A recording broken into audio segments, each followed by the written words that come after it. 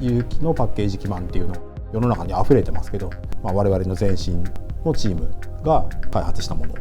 いろんな製品にやっぱりどう組み込んでいくかっていうところがすごく重要だと思うし、そこが多分我々の強みだと思うんですよね。ビルドアップソースを増やすのか、またファインピッチをもっと頑張ってほしいとか、大きいパッケージが欲しいっていうような世の中の声にいち早く応えられるようにできているっていうのが FICT の強みなのかな。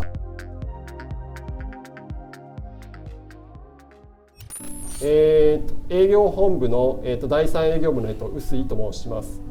担当の方はですね、プローブカードの方へメインでやらせていただいております。私は中途組なんですけども、やはり私がこの会社入ってやっぱやりたいことっていうのが、今の FICT にはありましたので、そういったところに、期待と魅力を感じて入ってきました。はい、テクノロジー本部、半導体基盤商品開発の福井と申します。普段長野の方で基盤の開発とか、あと、お客さんとの打ち合わせとかに参加したりとかっていうことをメインでやらせてもらってます。営業本部第一営業部に所属しております岡田と申します。現在は海外パッケージビジネスを担当しております。メーカーの海外営業というのをずっとやってみたくて、お客様と英語で、時にはもちろん日本語で話しながら、自分の会社の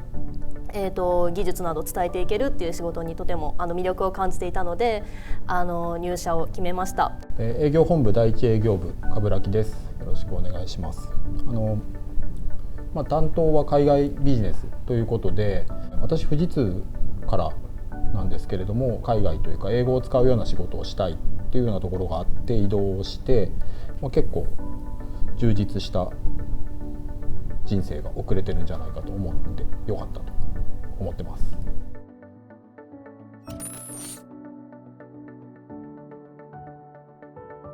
今日はFICT の魅力についてもっと知りたいなと思っております。で先輩方にお話を伺ってみようと思います。では、臼井さん、今ちょっと持ってらっしゃる基盤が思い出の基盤ということでお伺いしているんですけれども、その基盤について何かエピソードなどあれば教えていただけますか？はい、この基盤はですね、私が入社してからずっと取り扱っている、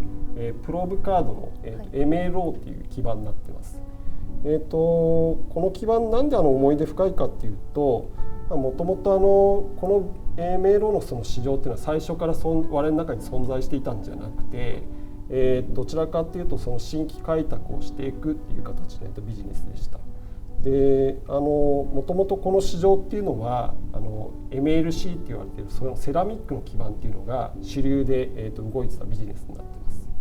もともとそのセラミックっていうのはやっぱプローブカードに当時はやっぱ一番適してたんですね。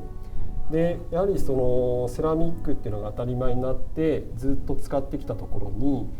この市場っていうのは多分非常に大きいので魅力的だってことで、やってきたんですけども、やはりその半導体のその製造のそのやはり成長に合わせて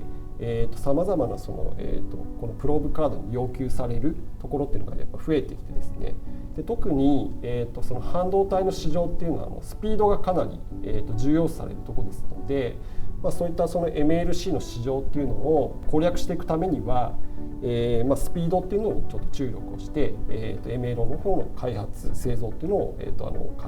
やってもらったといったところになっています。MLO をMLC と変わって売っていこうという時に何か難しかったこと障害になったこととかってありましたか？そうですね、やはりお客さんってMLC をやっぱり使い慣れてしまってるっていうところなんですよね。やっぱ人ってこの分野に限らずですけども使い慣れているものを新しいものに変えるっていうのはすごくやっぱ勇気がいるし、すごくリスクもあるんですよね。だからやっぱりそこを攻略していこうとするとやはりまず一つはそのマインドっていうのをやっぱ変えていかなきゃいけないっていうところで、そこに対してやはりその国内だけじゃなく海外のお客さんに何回も足を運んでやはりいろいろそのアピールしていった、提案活動を続けていったってところがやっぱり一番大きいところかなと思っています。それってなんか開発の観点からこういうところを改善していったその結果営業に自信を持って売ってもらうことができるようになったとか、そういうことって何か福井さんありますか？そうですね、まずは営業さんの方にお客さんのニーズどういうのがあるのかっていうのをまずキャッチしてきていただいて、それに合わせた開発を行うっていうのが基本になっていると思います。特にやっぱりうちの得意とするところ、多層化っていうところの、するのも割と簡単ではなくて、結構その信頼性に影響があったりとか、そういったところの課題を少しずつクリアしていくっていうのが、結構大変だったところではありますね。臼井さん始めた頃って最初ビルド何層ぐらいだったんでしたっけ？あの時はパッケージがやっぱり主流だったので、パッケージの技術を使ってやったんで、4段3段とか4段ビルドが一番FICT の中で一番最大のビルドだったそうです。そうだったんですか？パッケージで4から5段っていうぐらいだったかな。そうなんですね。それでさっきのスピードの話でいくと、4段から5段の製品っていうものをその当時やってたパッケージ基盤のお客さんでいけば、最初なんか数ヶ月かかってやってたようなビジネスを、だんだんその MLO を始める頃でもまだそうだな、1ヶ月4週間程度のリードタイムでお客さんに納入してたような。私が入った頃はもう14段とかを積んでるイメージが強かったので、すごくなんでしょう、製品として製品自体も大きくなったのだなっていうのを今実感しています。それって福井さんってそのあたり関わってましたかね？多段化していくっていうところで、パッケージでも MLO でも。そうですね、割と14段ぐらいまではすんなりいけてたイメージなんですけど、私見てた感じでは、そこの次のステップ15、16っていう時にちょっとそろそろ材料の見直しとかが必要だねっていうところもあって、ぶっちゃけた話するとさっきも言いましたけど、接続の信頼性とかっていうところがやっぱり難しくなってくる。スタックアップがこう増えていくと、縦方向の伸び縮みの量が大きくなっていくので、それに耐えられるストレスに耐えられるような、材料だったり、構造だったりっていうのを少し改良しなきゃいけないっていうところがあって、そこがちょっと技術的なブレイクスルーがあったかなと思います。そうだったんですね。ただ今はもう16段っていうのも製品化して、今でもお客さんにもうかなり一般的な商品になってますか？そうね、16っていうところでは。ただ割合はまだまだこれから伸びていくんだろうなっていう、伸びつつあるっていうところで、ただその16もやりつつお客様の要求っていうのはまた高まっていって、18が欲しいとか20が欲しいとかっていうようなところの話っていうのが来ているので、それに対してまた引き続き、じゃあ、14から16みたいな大変さが次どこにあるのか、スルッといくのかいかないのかみたいなところも含めてまたやっていただいてるところですよね。ちなみにうちお客さん結構たくさんいらっしゃるじゃないですか。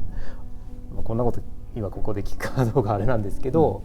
割と同じ方向を向いてるんですかね。ビルドアップソースを増やすのか、またファインピッチをもっと頑張ってほしいとか。なんか大枠では同じような方向を向いてるのかなと思うけど、その向いてる先の到達の目標のタイミングにちょっとズレがあったりとか、でもよりなんていうんですか、密度の方に行くケース、段数の方に行くケースもあれば、もっとファインって言ってくるお客さんもいればっていうところはあるけど、全体的には同じような方向を向いてるのかなというふうには思ってるけど、半導体メーカーがどこを選んでるのかっていうところにもよるよね。だから韓国のメーカーとやっぱ台湾のメーカーだと、世界的にはこの2つが一番大きいんだけども、やはりその中でやはり、韓国選んだら例えば、収納能力が必要ですよ、だからビルドアップの段数が必要ですよってなったり、台湾の方を選んだらば実装技術がどんどんやっぱファイン化していってるので強ピッチが必要ですよとか、だからそれに合わせてやっぱり製品開発って当然必要だし、我々もそういったところへお客さんにインプットしつつ、工場側にもインプットして、本当にスピードあるやっぱり活動ってやっぱしていくのが一番重要だよね。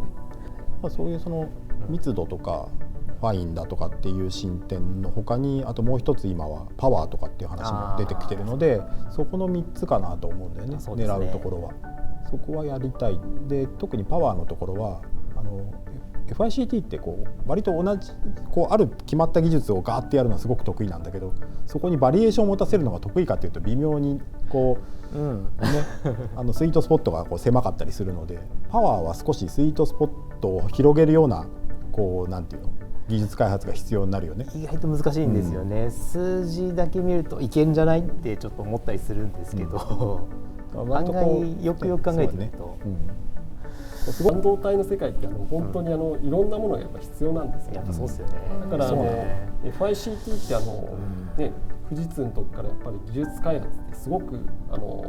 得意でしょ。やっぱ開発の富士通ってやっぱ言われてたぐらいの会社の前身にあるわけだから、やっぱりそういったその技術開発っていうところのやはりそのアルシスであったりその先にあるものであったりっていうところをね、いろいろやっぱり盛り込んで、そこはプローブカードのその MLO だったりいろんな製品にやっぱりどう組み込んでいくかっていうところがすごく重要だと思うし、そこが多分我々の強みだと思うんですよね。だから当然そういったところがやっぱり評価されてきたからプローブカードっていうビジネスが今にあるわけなので、そういったところをただ技術開発そのものっていうのに満足してしまうとやっぱりどうしても飽きられてしまうので、常に新しいものを開発しながら、どういったところでどういったタイミングでそういったものを織り込んでいくかっていうのをすごく考えながら一緒にやっぱり開発とですね、開発とっていうかその工場とやっぱり一緒にやっていくっていうのがすごくいい方向になるんじゃないかなと思ってます。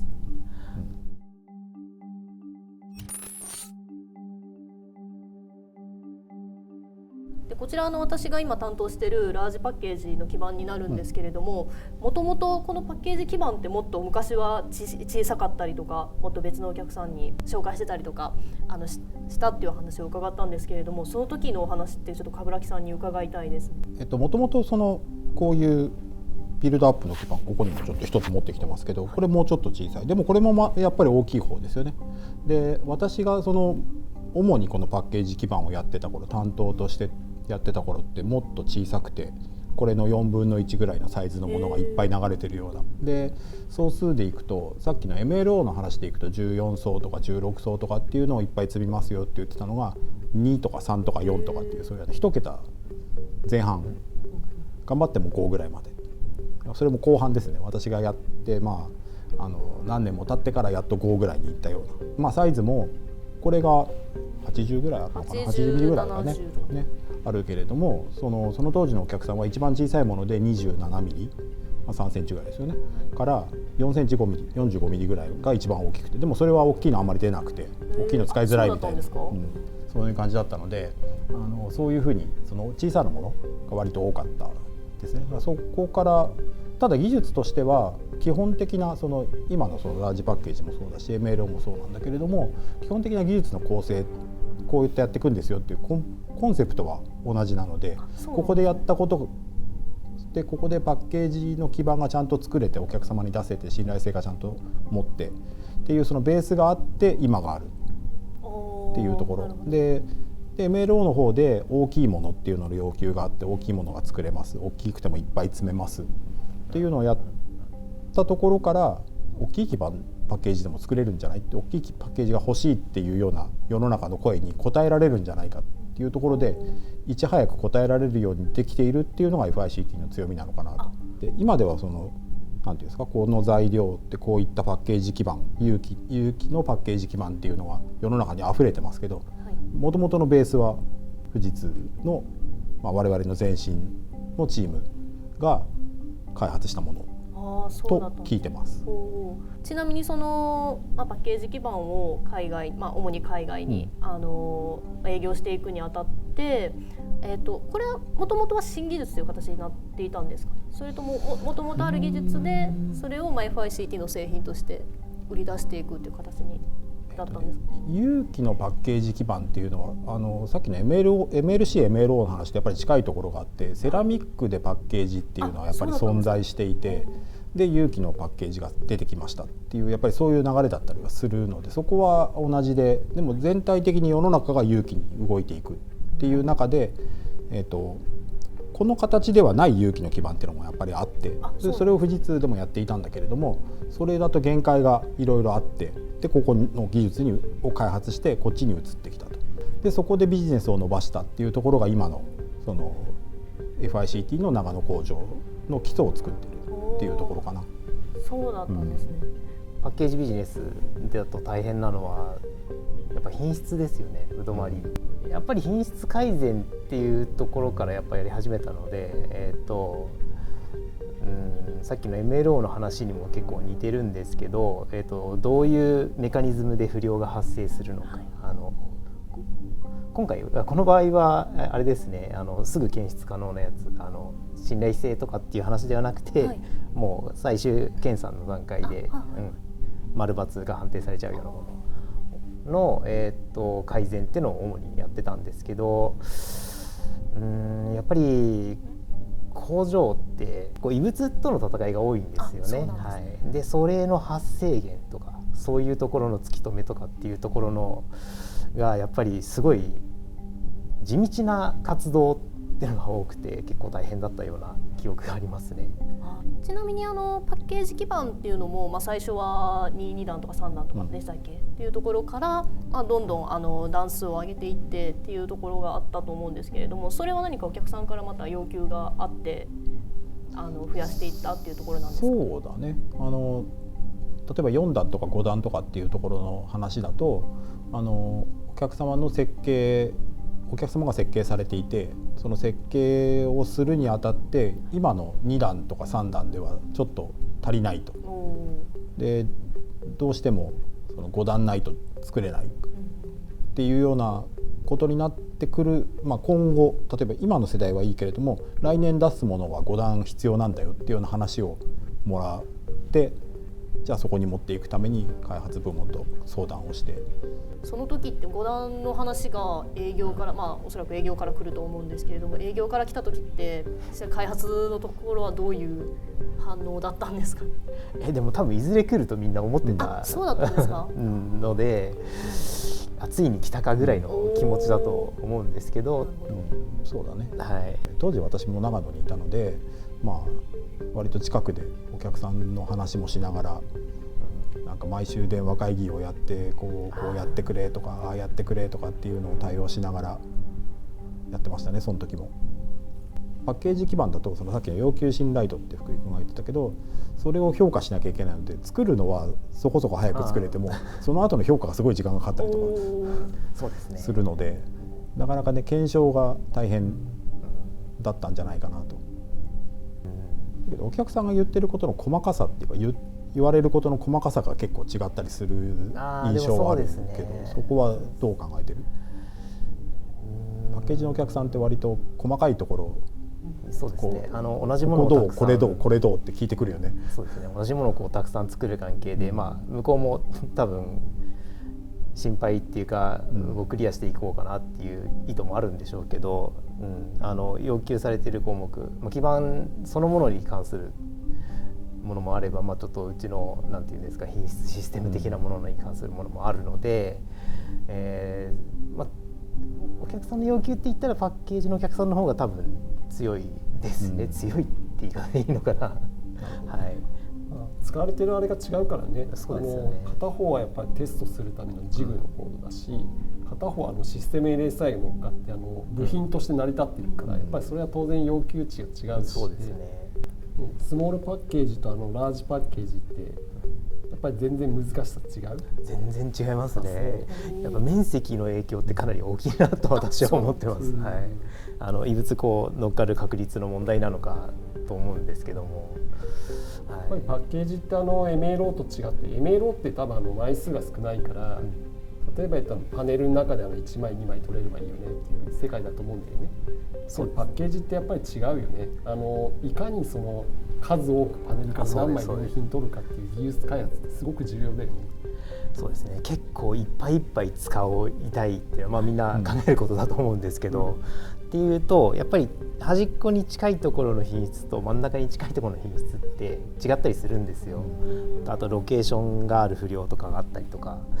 で、そういう面で言うとやっぱり MLO は1枚2枚取ればいいものっていうのが結構多くてなんですけど、パッケージはとにかく数を作らなきゃいけないといったところでやっぱり苦労する点っていうのは違うのかなと思ったりしますね。そういう意味で言うとやっぱりその製造性ってところに対するやっぱり技術開発っていうのもやっぱりすごく重要で、そうですね。新しいものをやっぱり追っかけていくって開発と、製造性を上げていくって開発、はい、やっぱそこは2つやっぱ担ってるっていうのはやっぱりすごいところだよね。そうですね。そこが一番やっぱ苦労するところですね。はい。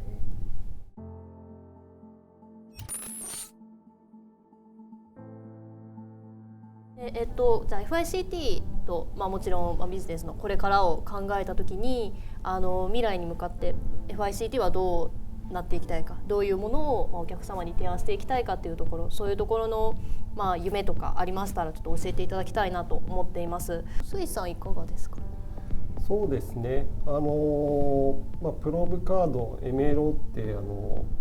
ビルドアップ段数とかサイズとかっていうのを先ほどその半導体のその成長に合わせて、進化してきたっていう、そういう開発をしてきてもらったっていうのがありますけども、やっぱりこの状況の中で、半導体っていうのはまだまだ当然進化していくわけですよね。だからやっぱり我々がそのビジネスにやっぱ関わっていくためには我々もやはりそういうふうに追従できるようにやっぱり進化していかなきゃいけないっていうところになると思うんですよ。我々はさらにその得意としてやっぱりその技術開発の中には、例えばその FR シスとか、あと最近その FR シスの発展系の中でGR シスと言われているそのガラスのその貼り合わせ技術とかですね、そういったところもありますので、そういったところの融合であったり、はたまたその例えばセラミック基板に使われているようなその薄膜技術っていうのも、その有機の我々の MLO の方に取り込みながら、その半導体のその進化に要は半導体メーカーから要は指名されるようなぐらいにですね、やっぱり未来っていうのが描けていければいいかなと思っています。なるほど、そうですね。半導体が実際に使われる、私たちの身近なところでいうと、例えばスマートフォンなどのデバイスなども考えても、スマートフォン自体がどんどん進化していく、もっといろんな機能が使える、もっといろんな、なんでしょう、カメラの機能が大きくなったりっていうことを考えると、半導体自体がもっと良くなっていかないといけないというところがあると思うんですけれども、そこを支えていけるように FICT で、そうですね、はい、そうですね。大げさに言うと我々の技術があるから半導体の開発が進むんだっていうぐらいのつもりで捉えていけばいいんじゃないかなと思います。世の中に存在してないものをやっぱり我々のその技術開発の中でやっぱ作って周りのその市場成長っていうのをやっぱり促していくっていうのが、大げさに言えばそういった形になりますけど、そういったところができていければ明るい未来っていうのはやっぱり出てくるんじゃないかなというふうに思います。ありがとうございます。では最後に冠城さんはいかがですか？そうですね、仕事が営業なので売るっていうことでいっぱいね彼らが作ったものっていうものをこう紹介してお客様に気に入ってもらって、でそれを売っていくっていうのはもちろんこれからも続けていくわけですけど、今FICT っていう会社になってで、これができるんだよあれができるんだよっていう紹介をしてるけれども、じゃあなんていうんですか、会社の知名度みたいなのをもっと上げていけるようにその開発の皆さんだったりとか工場の皆さんだったりとか営業のチームのみんなで世界に打って出るっていうようなことをやっていけたらいいかなというふうに個人的には思ってます。だからそこをどういうふうに助けていけるか、会社のプレゼンスみたいなものを上げて、そうすると中にいる人間っていうのもね、中にいる人たちが結構プライドを持って業務に当たって、でさらにより良い会社になっていける、でより良いものを開発してまたお客さんに気に入ってもらってっていういい効果が生まれていくっていうふうに考えてるんだけれども、岡田さんはどういうふうに考えてますか？そうですね、私も冠城さんの話を聞いてすごくそれは素敵なことだなというふうに思っています。私自身も FICT でこんなことを今やっているんだな、例えば先臼井さんから話していただいた、新しい技術のことなどもまだまだ知らないことたくさんあるので、そこについても自分自身ももっと理解を深めていってお客様に自信を持って FICT を進めていけたらいいなというふうに考えています。はい、今日は先輩方の話聞けてもう私自身とても勉強になりました。本当にありがとうございました。ありがとうございます。期待してるんで。